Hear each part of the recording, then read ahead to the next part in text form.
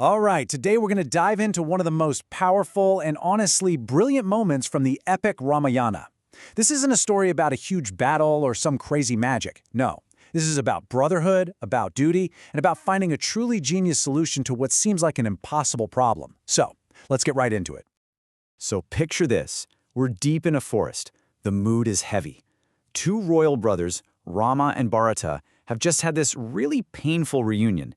See, Rama, who's the rightful king, has been exiled, and his younger brother, Bharata, has traveled all this way to find him, basically to beg him, with this one final desperate plea, to come back home and take his throne in Ayodhya. The heart of the problem is actually pretty straightforward, but it's also incredibly deep.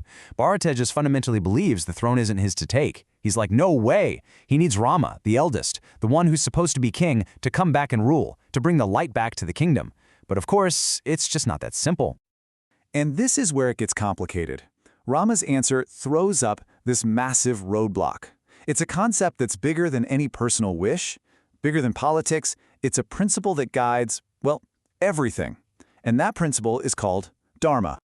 You know, the weight of this entire situation really comes down to that one single word, dharma. It means your duty, your purpose, what's right.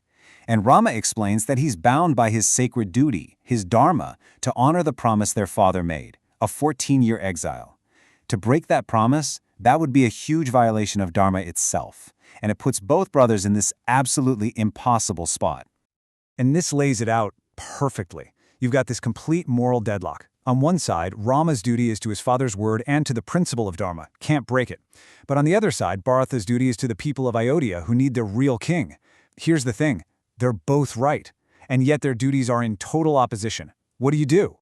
So when Rama refuses, not out of spite, but out of duty, Bharata is just crushed. He's totally in despair. Now he's got to face this terrifying idea of going back to the kingdom and ruling it, which goes against every single thing he believes is right. You can just feel the emotion in this question, can't you? He asks this with his eyes full of tears. And it's not really a practical question. It's a cry for help. He absolutely fundamentally refuses to sit on the throne that he knows belongs to his exiled brother. The kingdom needs a ruler, sure, but he just can't bring himself to be that person.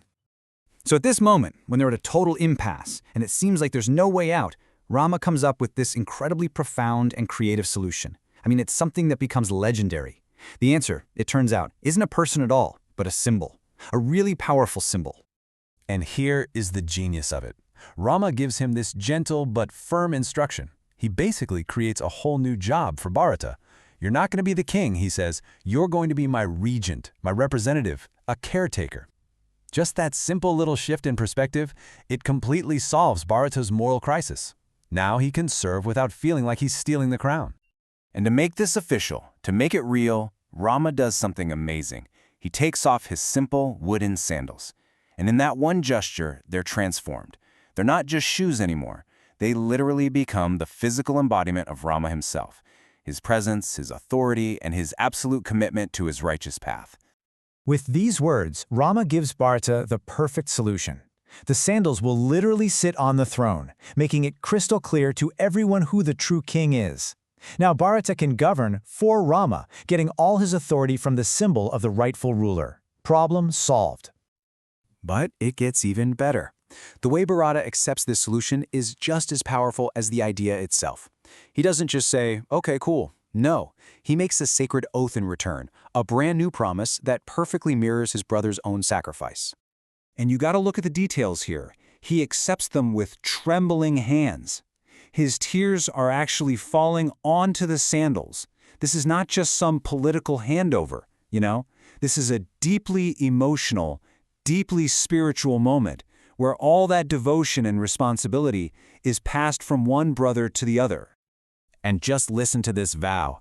Bharata promises he won't enjoy any of the royal luxuries. Instead, he's going to live like a hermit, an ascetic, just like Rama is doing in the forest.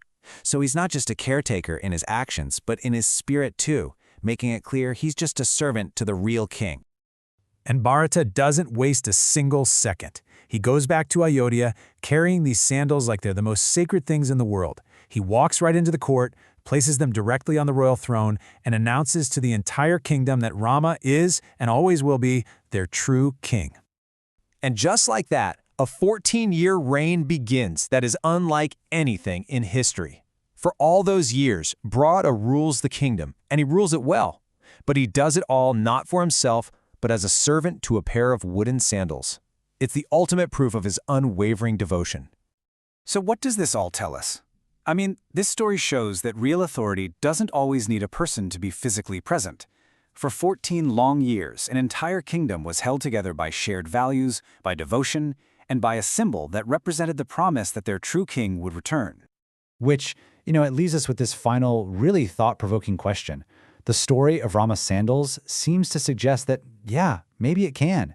And that really challenges our modern ideas of what it means to be a leader and where real power actually comes from.